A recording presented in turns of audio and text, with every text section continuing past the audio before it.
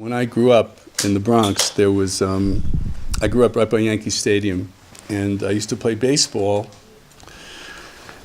in a park near Yankee Stadium called Franz Siegel Park, which is right next to the Bronx Courthouse. And they put me on third base, and I made 4 errors on one play. How do you do 4 errors on one play? And so what happened was the guy hit the ball, and I dropped it. That's the first error.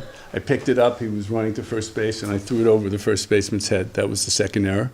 He came all around to third base, and the first baseman had gotten it, he threw it to me, and I dropped it. Those 3 errors. And I picked the ball up, and he was going home. I said, I got him, no problem. And I just threw it right over the catcher's head. So I made 4 errors in one play.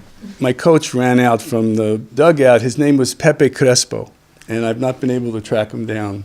And I'd love to, because he changed my life. He came and said, David, you never give up hope. I'm going to teach you to be the all-star third baseman. And he used to come. He met me 2-3 times a week.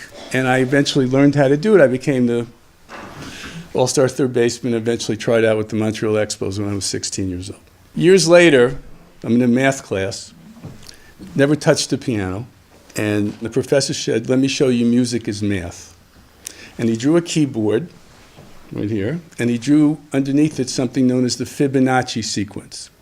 Fibonacci 1460, amazing mathematician, came up with a pattern where every number is the sum of the previous 2. So 1, 1, then 2 is 1 and 1, 3 is 2. It's the most prevalent pattern in nature by far. It's a keyboard from C to C. There's 13 keys, 8 white, 5 black, group of 3, group of 2.